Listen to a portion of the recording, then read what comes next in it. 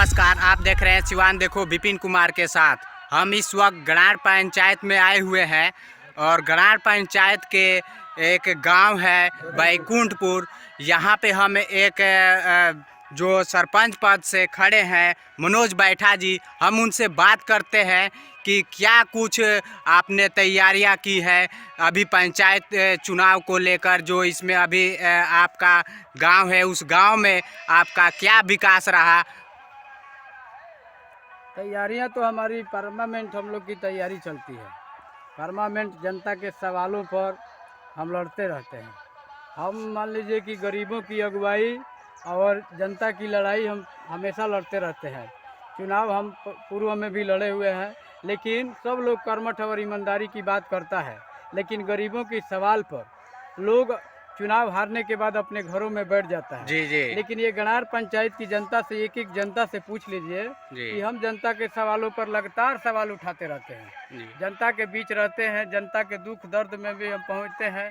दुनिया का सबसे बड़ा संकट कोरोना, उस संकट में भी हम जनता के सवाल पर खड़े रहे और जनता के बीच रहे। और बैकुंठपुर में खास करके देख लीजिए, बैकुंठपुर ये रास्ता में देख लीजिए, इस महीना में कहीं पानी नहीं लगता है, लेकिन इस महीना में बैकुंठपुर के हालात ये है कि देखिए पानी लगा रहता है परमानेंट। अब इससे समझ जाइए कि बरसात के दिनों में किस दौर से बैकुंठपुर के लोग गुजरते हैं। लेकिन इस सवालों पे जनप्रतिनिधि तो बहुत हैं, सब लोग वोट मांगते हैं जनता के बीच जाकर और कर्मठ की बात करते हैं। हम पूछना चाहते हैं कि कोई प्रतिनिधि है गणार पंचायत के अंदर जो जनता के सवालों पर, बैकुंठपुर के सवालों पर कभी रोड रास्ता की बात उठाया है।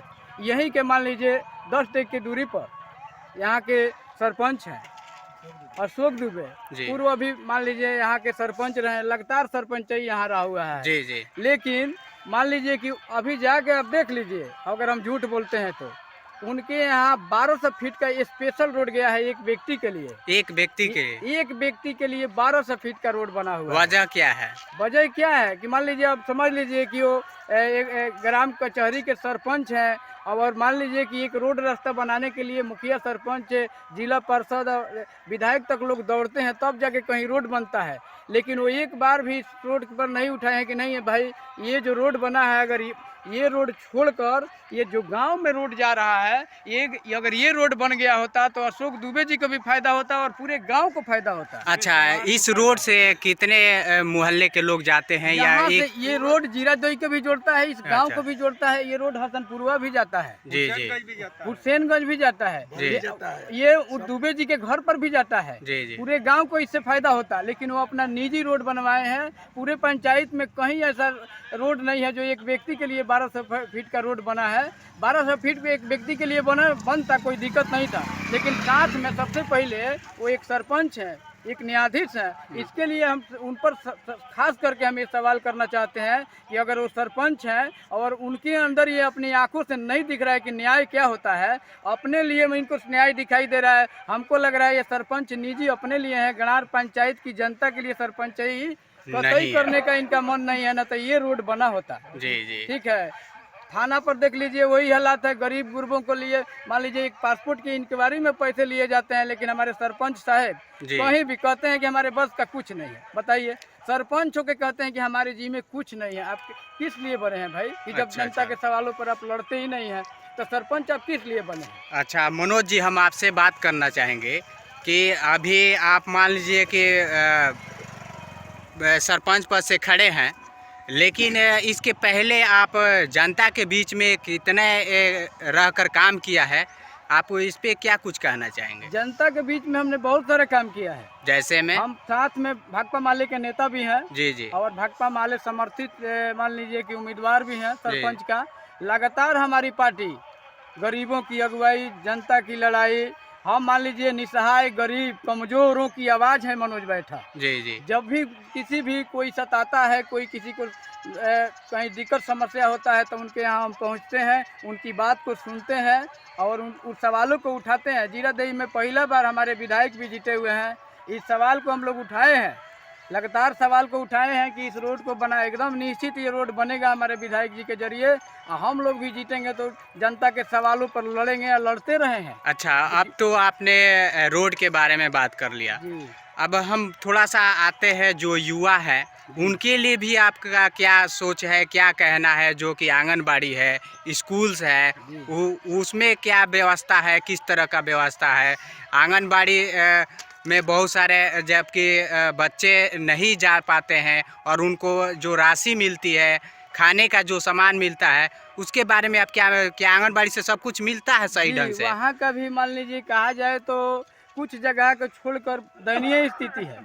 ये सवाल भी मान लीजिए यहाँ के जीते हुए जो प्रतिनिधि हैं उन पर खड़ा होता है, लेकिन उन सवालों पर भी लगातार आप हरदोपट्टी हमारा घर पड़ेगा, जाके पूछ लीजिएगा किसी से भी कि जहाँ गरीबों का दमन हो रहा था, मान लीजिए स्कूल में कुछ नहीं मिलता था, तो 2-2 बार उसके लिए हम लड़े हैं। हमारे ऊपर मान लीजिए मास्टर साहब भी कंप्लेन किए थे, लेकिन एक पक्ष में गांव खड़ा होकर बोला कि नहीं, ये लड़ाई सही लड़ रहे हैं, इन्हीं में गलती है। मान लीजिए कि गरीब गुरबों की पढ़ाई सही से नहीं हो पाती है, जो पुराने टीचर थे उनके लिए हम लगातार लड़ते हैं, आंगनबाड़ी के लिए भी लड़ते हैं। अच्छा, सुनने में आता है कि जो मतलब हम अभी इन पे ही नहीं दोषी ठहरा रहे हैं, बहुत सारे जगहों से पंचायत से ये कंप्लेन आता है कि मतलब कि जन्म प्रमाण पत्र के लिए या मृत्यु प्रमाण पत्र के लिए कोई जाता है तो आंगनबाड़ी के द्वारा कुछ उसका चार्ज लिया जाता है, तभी दिया जाता है। देखिए, ये तो मान लीजिए कि चरम सीमा पर जो है घूसखोरी को हम कहीं निगलेक्ट नहीं कर रहे हैं, घूसखोरी है। हाँ। लेकिन उस घूसखोरी के खिलाफ हम लोग का इतिहास है। आवाज उठाएगा कौन? आवाज हम लोग उठाते हैं। अच्छा। लेकिन जो भी प्रतिनिधि हैं वो चुप हो जाते हैं। अगर इस पंचायत में अगर कोई गरीबों की सवाल पर, न्याय प्रिय लोगों को सवाल पर, सच्चे लोगों के सवाल पर, ईमानदारी के सवाल पर, अगर कहीं चोरी या घुसखोरी, राशन के सवाल पर, रोड रास्ता के सवाल पर कोई परमानेंट कोई कैंडिडेट दिखता है तो हम दिखते हैं, मनोज बैठा दिखता है, उसके बाद कोई नहीं दिखता है।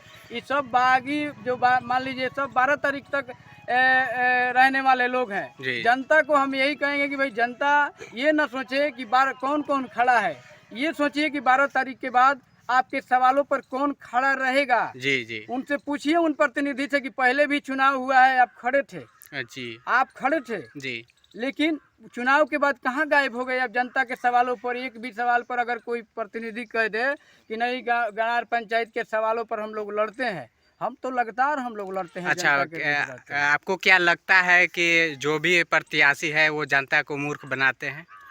ये सही बात है कि लोग मान लीजिए कि जब चुनाव बीत जाता है और मान लीजिए गांववाद, जातवाद, धर्मवाद की बात कह के लोग थोड़ी देर के लिए लोग को भ्रमित करते हैं, लेकिन उसके बाद लोग को महसूस होता है कि हम कहीं ना कहीं ठगा गए। लेकिन गणार पंचायत की जनता और युवा, नौजवान, गरीब गुरबा ये समझ चुका है अच्छा से कि नहीं, इस बार हम लोग ठगने वालों को जवाब देंगे। लोग कहते हैं कि गरीब लोग बिकता है, लेकिन इस बार गरीब लोग, हम दावा है कि गरीब लोग नहीं टिकेगा और टिकेगा।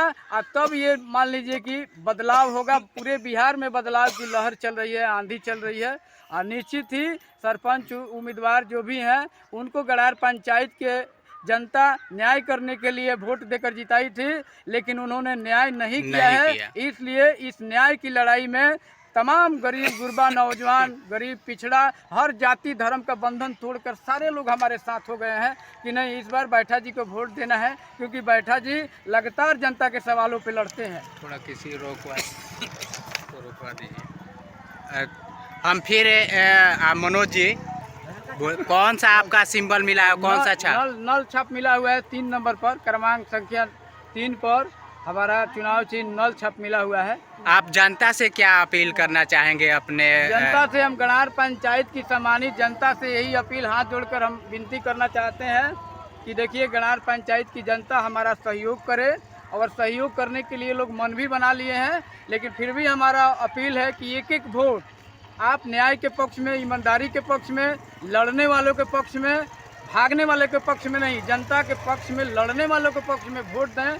हम आपका काम करेंगे, आपके सवालों पर हम लगातार लड़ेंगे। यही हम गणार पंचायत की जनता से अपील करते हैं कि इस बार गरीबों का नेता पहुँचे, निसहाय लोगों का नेता पहुँचे, हर जाति धर्म के मदद करने वालों का नेता इस गणार पंचायत में पहुँचे और इस सरपंच उम्मीदवार को जिताकर युवाओं का, नौजवानों का, गरीब गुरबों की अगुवाई करने वाला, गरीब दुखिया की लड़ाई लड़ने वाला, गरीबों की आवाज़ है मनोज बैठा, इस आवाज़ को बुलंद करने का काम करें। इसी बात को कहकर हम अपनी बात को, मतलब यही हमारा बात है कि सब लोग हमारा मदद करें हम आपके बीच खड़ा रहेंगे, आपके लिए लड़ेंगे। बैकुंठपुर के सवाल पर भी लगातार हमारा नज़र है और इस बात को हम लोग निश्चित। चलिए, बहुत बहुत शुक्रिया सिवान देखो न्यूज़ से बात करने के लिए।